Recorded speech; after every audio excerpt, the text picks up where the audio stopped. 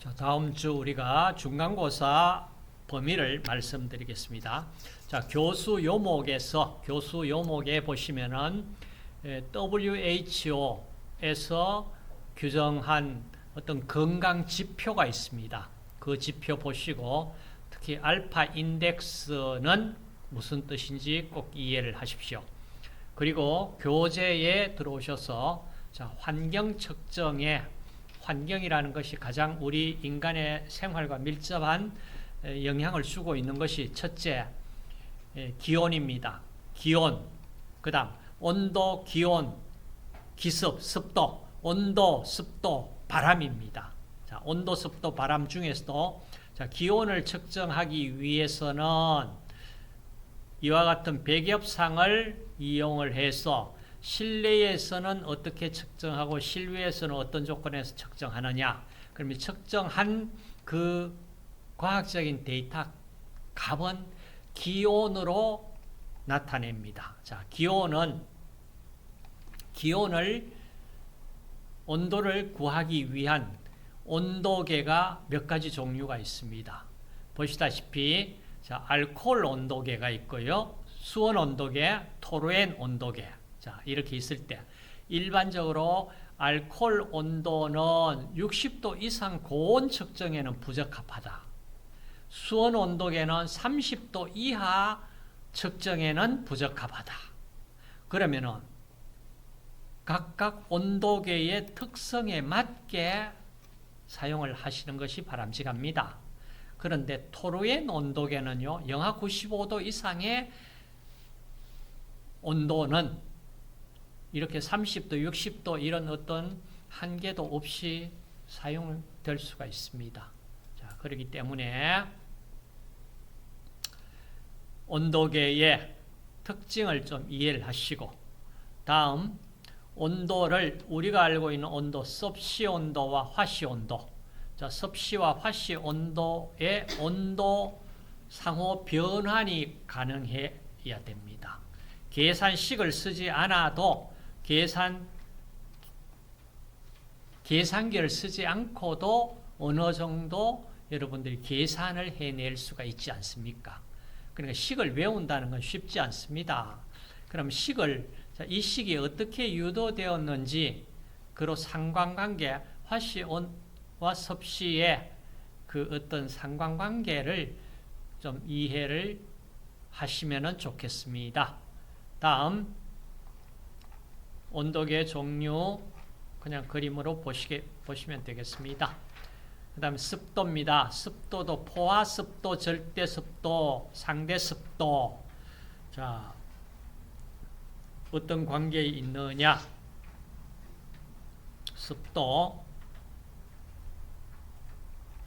습도계 종류 보셨고, 다음 기류, 바람입니다. 자, 기류 종류가 있습니다. 특히 우리가 불감기류라고 그러는 것은 초당 0.5m 이하 바람이다. 이건 거의 인간이 느낄 수 있는 최하한 값입니다. 그래서 0.5m/s 이하 정도 바람은 우리 인간이 잘 감지를 못합니다. 그래서 불감기류라고 그러고 0.1m/s 이하는 무풍이라고 얘기를 하고, 쾌적기류는 실외에는 1m/s 정도, 실내에서는 0.2, 0.3m/s. 그러니까 실내에서 부채로서 이렇게 붙여도 시원한 느낌을 느낀다.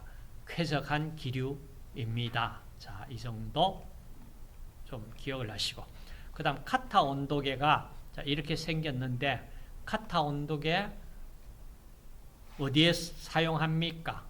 사용 용도가 있습니다. 그 다음 풍속계, 기압, 자, 복사열, 흑구온도계로서 복사열을 측정을 합니다. 흑구온도계, 자, 이렇게 이런 모양을 갖고 있습니다. 그다음 뭐 생체 온도계 뭐 우리가 이거 많이 보셨죠. 코로나 바이러스 체온 체크하는 데 많이 보셨습니다. 그 다음 불쾌지수를 어떻게 구할 것이냐. 자, 섭씨 온도를 준다면은 이렇게 근구 온도, 습구 온도 값을 더하고서 섭씨 온도로서 값을 구하면은 0.72를 곱하고 40.6을 더해주면은 이와 같이 불쾌지수를 얻을 수 있습니다. 그럼 일반적으로 불쾌지수가 70% DI가 70이 나온다면 약 한 10% 사람이 불쾌감을 느낀다. 75값이 나오니까 한 50% 절반이 불쾌감을 느낀다. 80이 나오니까 85% 불쾌감을 느낀다. 85 이상이 된다면 견딜 수 없는 상태에 거의 도달한다. 자, 이와 같이 불쾌지수 구하는 식과 이 불쾌지수 어느 정도 불쾌감을 주는지 좀 기억을 하시고, 그 다음 감각온도가 뭐냐 이겁니다. 자, 감각온도, 그러니까 우리가 느끼는 느낌은요, 기온, 기습, 기류. 그럼 쉽게 하면 온도, 습도, 바람, 이 세 가지가 온감을 느낄 수 있도록 영향을 미친다 이 말이에요. 자, 영향을 미치는데 이 기온, 기습, 기류 세 가지가 우리가 느낄 수 있는 온감을 느낄 수 있는 요인으로서 이 세 가지를 다 고려해 가지고 느끼는 온도를 우리가 체감 온도라고 얘기를 합니다. 자, 체감 온도인데 조건이 언제냐? 기온, 기습, 기류의 조건이 뭐냐? 이겁니다. 자, 여기 보시면은 시료 공기와 동일한 온감을 유지하며 바람은 무풍, 습도는 포화습도, 100% 습도, 무풍 시에 느끼는 기온을 우리가 감각온도라고 이름을 부릅니다. 감각온도. 자, 그러면은 대체적으로 여름에는 우리가 좀 쾌적한 느낌을 느끼는 온도는 약 21.6도, 섭씨로 21.6도. 겨울에 쾌적함을 느끼는 한 18.8도. 이렇게 화씨로는 겨울 66도, 여름 71도. 그러니까 이걸 화씨를 섭씨로 바꾸니까 이렇게 소수점이 나와요. 그래서 약 22도하고 19도, 22도, 19도. 여름에는 한 22도 정도 되면은 22도보다 훨씬 높은 온도인데 그때는 아주 덥다 이렇게 느끼고 할 수 있지만은 한 22도 정도 되고 이 정도 되면은 쾌적한 상태라고 느낍니다. 겨울에는 한 19도 정도만 되어도 쾌적함을 느낍니다. 지금 갑자기 이제 아침에 새벽에 최저 기온이 우리가 10도 이상 유지되다가 이제 10도 밑으로 확 떨어질 거예요. 그러면은 상당히 춥게 느껴집니다. 그 겨울에라도 한 18.8도 정도는 나오면은 쾌적한 상태다 이렇게 온도를 느낍니다. 감각 온도가. 자, 그 다음 쾌적 조건, 최적 쾌적 조건. 기온 약 18도 플러스 마이너스 2도, 습도 40에서 한 70%, 기류 약 실외 1m 정도, 실내 0.2에서 0.3m 정도. 자, 이렇게 되면은 가장 최적의 쾌적 상태이다. 이렇게 보시면 되겠습니다. 그 다음 이건 온열 평가 지수 실험할 수 있는 실험 기구들입니다. 자, 세팅되어 있죠. 보이고. 자, 그 다음 넘어가서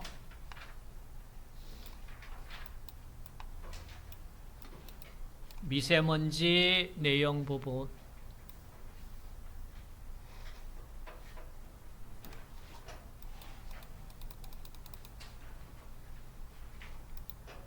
공기 조성. 자, 공기 조성. 질소가 가장 많고, 질소 관계된 것이 잠한병이 질소와 관계된, 자, 잠한병. 그 다음에 산소, 우리가 필요로 하는 산소량이 어느 정도이냐. 산소 1시간당 500리터, 1일 13kl 필요하다. 그 다음 이산화탄소하고 산소 상관관계에서 이와 같이 호흡곤란, 질식 이와 같은 관계식이 퍼센트가 있었습니다. 7하고 10% 상관관계 비교했는 부분이 있으니까 한번 보시고, 자, 산소 측정을 위해서는 이와 같은 실험기구를 가지고 측정할 수 있다. 그 다음 이산화탄소 7% 초과시 호흡곤란, 10% 초과시 질식사. 실내 공기의 이산화탄소 1시간 평균값이 0.1% 이하 유지해라. 0.1%는 1000ppm입니다. 1000ppm. 그 다음 이산화탄소, 자, 실험하는 실험기구입니다. 그 다음 이산화탄소 금지관. 일산화탄소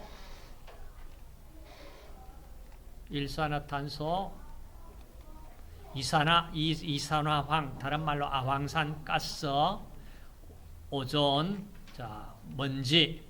자, 먼지에 특히 좀 관심을 가집시다.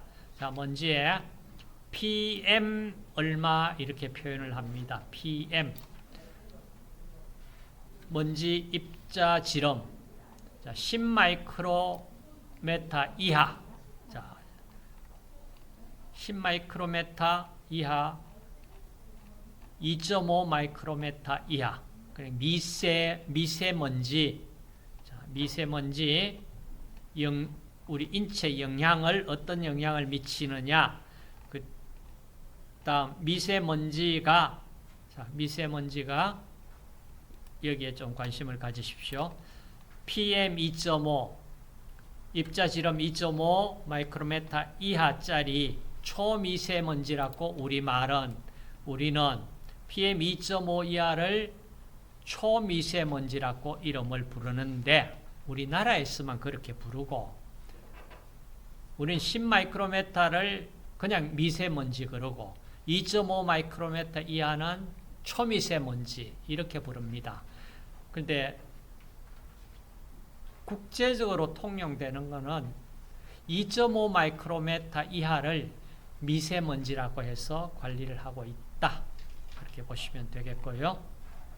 자, 입자 크기 이렇다. 우리 인체에 미치는 영향, 아주 좋지 않은 영향 많이 미치죠.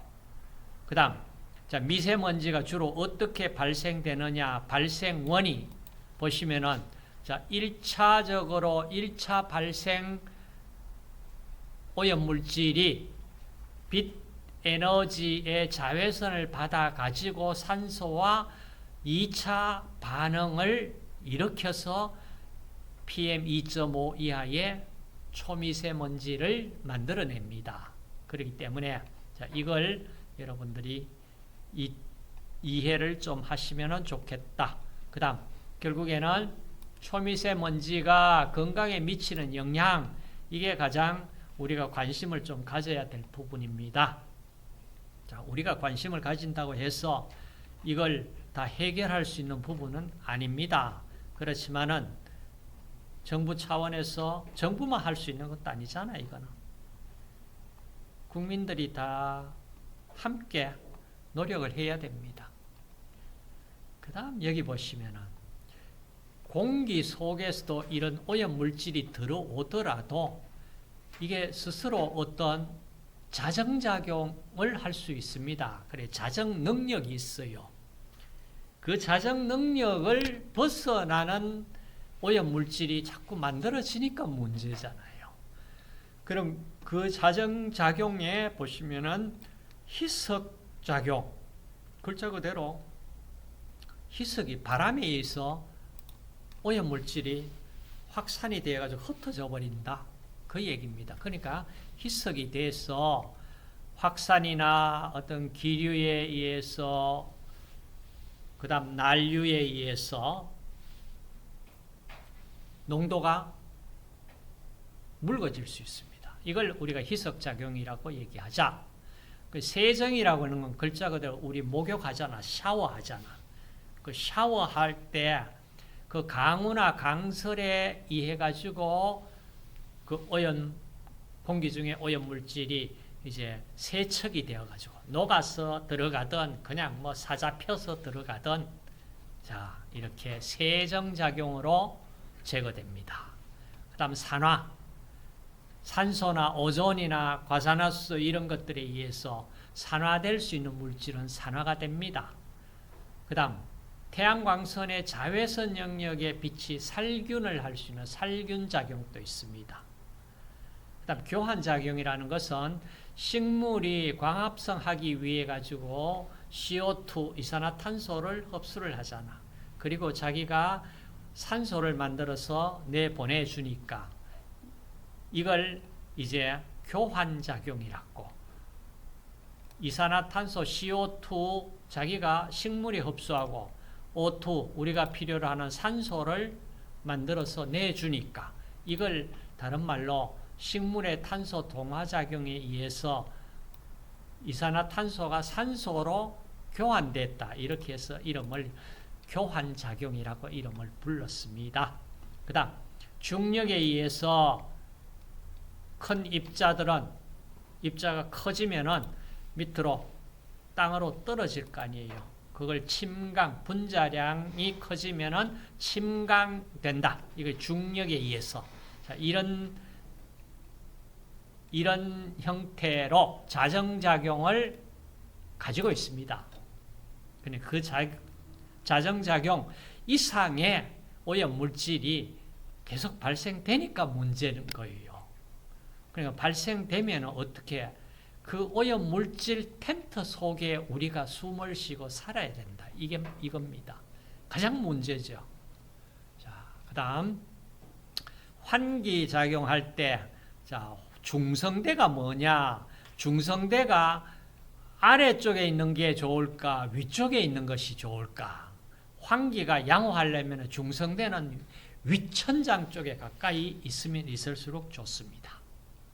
자, 그 다음 환기량 채광시설. 빛을 많이 받으려 그러면은 어떻게 하는 것이 빛을 많이 받을 수 있겠느냐? 자, 예로서 이거 환기는 앞쪽에 받고 창을 여러 개 창을 두는 것이 좋을까? 아니면 이와 같이 상하로 길게 창을 두는 것이 더 채광에 유리할까? 그러니까 채광에 양호하려면 상하로 길게 창을 두는 것이 더 양호하다. 이 얘기입니다. 그 다음 환기 부분 됐고, 자, 대기의 이 수직 구조. 자, 올라가는 대륙권 위로 올라갈수록 기온이 낮아집니다. 그리고 나서 성층권에는 위로 올라갈수록 온도가 올라갑니다. 다시 중간권에선 위로 올라갈수록 온도가 내려왔다가 열권에서는 기온이 확 올라가 버립니다. 자, 이런 대기 수직 구조. 그 다음 1차 오염물질, 2차 오염물질 앞쪽에서 봤습니다. 자, 시간에 따라서 오전, 오후에 따라서 1차 오염물질이 2차 오염물질로 바뀌면서 이 농도 변화가 옵니다. 자, 이걸 한번 보시면 되겠고 어려운 부분은 없습니다. 자, 다 동영상으로 담겨져 있는 내용들이니까 동영상 또 보시고, 자, 이걸 자기 것으로 이 박스 속에 있는 거는 좀 관심을 가지고 한번 봐 주십시오.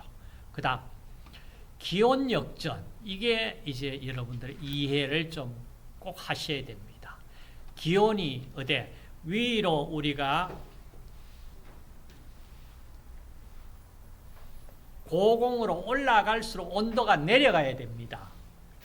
근데 고공으로 올라갈수록 온도가 내려가지 않고 거꾸로 온도가 올라가 버리는 이 현상이 기온 역전입니다.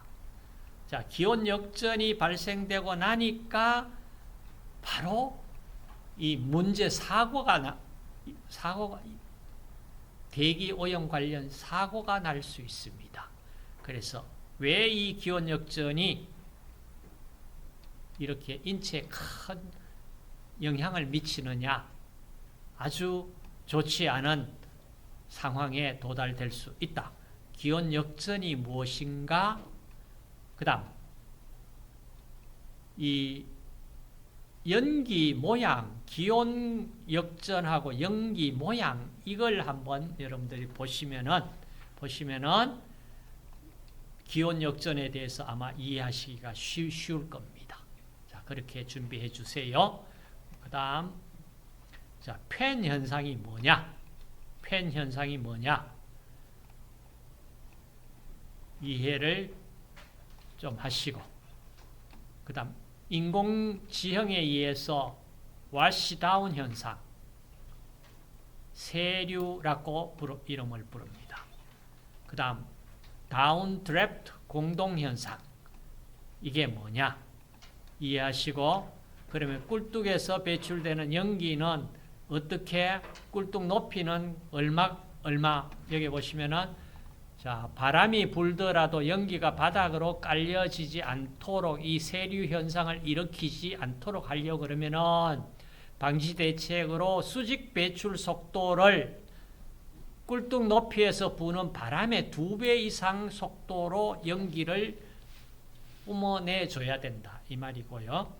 그 다음 다운드래프트는 꿀뚝 주변에 어떤 건물이 있다면은 그 꿀뚝은 주위 건물보다 2.5배 이상 높이로 올려줘야만 꿀뚝에서 나온 연기가 바닥으로 그 다운드래프트 현상에 의해서 바닥으로 깔려지는 것을 방지할 수 있다, 이런 얘기입니다.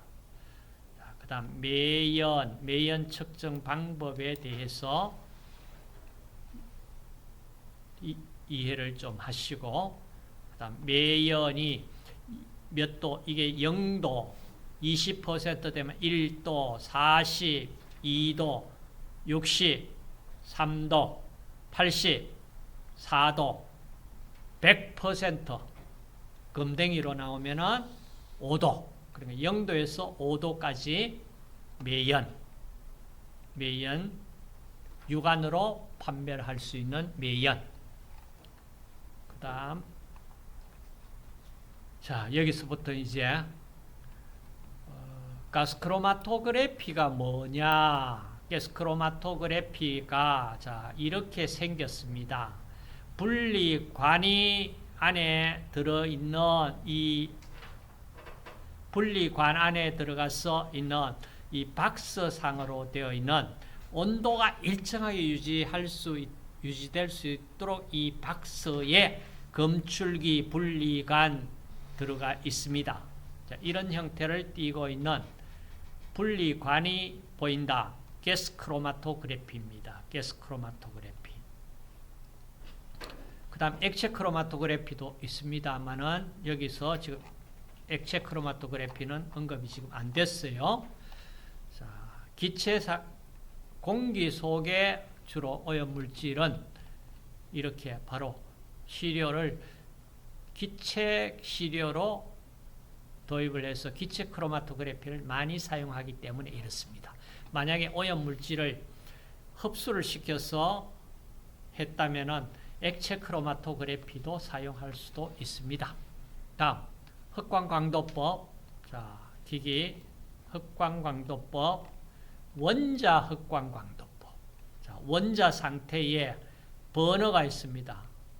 불꽃을 통과시킵니다. 원자 상태로 만들어서 원자가 빛을 흡수하는 그 흡수되는 빛의 양을 구해서 파장을 빛의 파장, 그러니까 빛의 파장은 여기 광원에서 나가는 빛이기 때문에 딱 고정이 됩니다. 고정이 되어 있고 불꽃 버너 속에서 시료가 들어가서 원자가 만들어져서 그 만들어진 원자에서 빛이 흡수되는 흡광, 빛을 흡수하는 성질을 이용하는 흡광광도법입니다. 자, 원자 흡광광도법. 그 다음 먼지 측정은 자, 이렇게 해서 한다.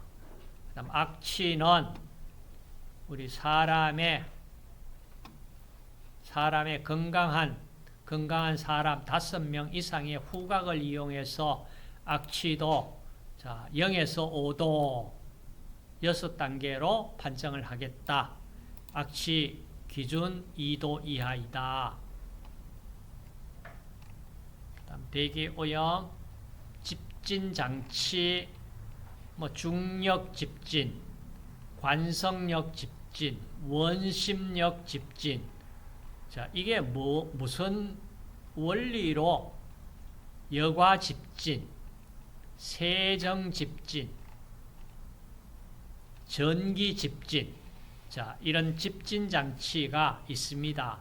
자, 여기 박스 속에 집진 장치 재진 효율, 가장 좋기는 일반적으로 약 한 전기 집진이 90에서 99, 여과 집진 90에서 99. 그러니까 중력이나 원심력, 관성력, 세정력보다는 여과 혹은 전기 집진이 좋은 방법이다. 이렇게 보시고 각각의 원리가 뭔지 정도는 여러분들 이해를 좀 하시면 좋겠습니다. 자, 좋겠습니다. 그 다음 또 많이 나오는 것이 엘니뇨가 뭐고 라니냐가 뭐냐. 우리가 일상생활에서도 참 많이 들어보셨습니다. 자, 좀 이해하시면 좋겠습니다. 그 다음에 대기오염 사건이 여러 가지 사건이 있었습니다. 대표적인 게 자, 그래도 옛날 1930년도보다는 자, 미국과 영국에서 각각 일어난 대기오염 사고입니다. 런던 스모그, LA 스모그 두 개 비교가 됩니다. 영국 런던은 석탄연소에서 나오는 대기오염 사고였고요. 영국 런던은 그렇고 미국 LA는 석유류에 의한 자동차 배출 가스 여기에서 주 원인이 됐습니다. 두 개 차이가 있죠. 자, 그다음 대기오염 지표식물 정도는 한번 기억을 좀 해주세요. 나머지 부분은 이거는 수치를 일일이 다 외우기는 힘들고 자, 여기서 초미세먼지 주의보 경보 자, 이걸 한번 보시고 오존 꽤 많네 양이. 예. 자, 광학 스모그, 황사. 자, 환경 관련 국제 협약에 그래도 관심 있게 좀 보시면 좋겠다는 게 자, 오존층 보호를 위한 국제 협약이 1985년 비엔나 협약이네요. 그 다음 몬트리올 의정서에도 오존보호 의정서이고 그 다음 자, 지금 가장 문제가 되는 이산화탄소 줄이자 온실가스 감축 국제의정서 이게 언제 것이냐 1997년 교토에서 맺은 의정서입니다. 교토 의정서입니다. 자, 이렇게 해서 국제적으로 이렇게 의정서 맺는 협약, 자, 이 부분을 한번 보시고 이제 조명도, 소음, 진동, 자, 여기까지 시험 범위에 넣겠습니다. 자, 조명도 조도 단위 뭐 당연히 룩스 그럽니다. 자, 룩스 측정 기구는 지금 보이시는 자, 이겁니다. 광전지 조도계 보세요. 빛을 받으면은 여기에 유리판을 거쳐서 얇은 금속 막 속에 여기에서 빛을 받아서 전자를 그러니까 빛을 받아서 전자가 나옵니다. 전자가 튀어나오는 것을 전자의 움직임이 전류잖아. 전기입니다. 그래서 광전지 그냥 빛으로서 전기를 얻어서 그 전기 양으로서 빛의 강도, 조도를 측정을 하는 자, 기구, 측정 기구입니다. 광전지 조도계 혹은 광전지 조금 이따 우리 이 빛 몇 룩스인지 한번 보도록 할게요. 자, 생긴 건 이렇게 생겼습니다. 이건 정밀형이고, 자, 이 휴대용 조도계 이걸 이따 보여드릴게요. 자, 그 다음 조명에서 여러분 여기 보시면은 자, 입사각과 개각 그러는 게 있습니다. 입사각, 개각을 구분을 좀 해주세요. 자, 입사각, 개각. 그 다음 인공 조명을 할 때 어떤 방법이 가장 좋으냐? 직접 조명보다는 이렇게 간접 조명을 하는 것이 좋다. 이제 이런 얘기예요. 그 다음 태양 광선이 어떻게 생겼느냐? 자, 이와 같이 파로 되어 있다. 그러면은 사인파 이렇게 그려집니다. 파로 되어 있으니까 마루와 마루 사이 혹은 골과 골 사이를 파장이라고 그래요. 파장. 파장과 주파수 관계, 그 다음 에너지 관계, 자, 이걸 식으로 쓸 수가 있고, 이걸 지금 순서대로 나타내는 겁니다. 보세요. 전파. 자, 긴 파장이고 주파수는 낮아요. 마이크로파. 그 다음 적외선, 가시광선. 가시광선보다 더 짧은 파장의 자외선. 자외선보다 더 짧은 빛, 엑스레이, X선. X선보다 더 짧은 파장의 아주 강력한 에너지를 가진 감마선. 자, 이런 것들이 만약에 어때요? 우리가 가시광선은 육안으로 다 봅니다. 자외선, 엑스레이, 감마선 이거는 굉장히 높은 에너지를 가지고 있어요. 그러니까 어때요? 저 여기에 보니까 파장 크기 그리고 뭐 이 사이즈를 얘기를 했는 거예요. 그러니까 파장 크기의 이 사이즈가 파장, 주파수, 자, 이 관계, 에너지. 그럼 파장 나오면 주파수 나오면 파장 주파수 나오면요 에너지 바로 계산할 수 있습니다. 자, 그 계산을 하도록 하고, 자, 중간고사 시험 범위에서는 이렇게 빛 단위, 자, 핵심되어 있는 이 부분은 관심을 가지십시오. 그 다음 소음, 진동, 데시벨 A, B, C 이렇게 데시벨, 소음계 이렇게 생겼습니다. 자, 소음 측정, 진동 측정, 소음 진동 측정 자료 분석 및 배경 소음 진동 보정을 해야 됩니다. 다시 말해서 배경 소음이 백그라운드 노이즈가 있습니다. 자, 그걸 보정을 하고 정확한 값을 줘야 됩니다. 자, 이렇게 해서 소음 진동까지 마치도록 하겠습니다.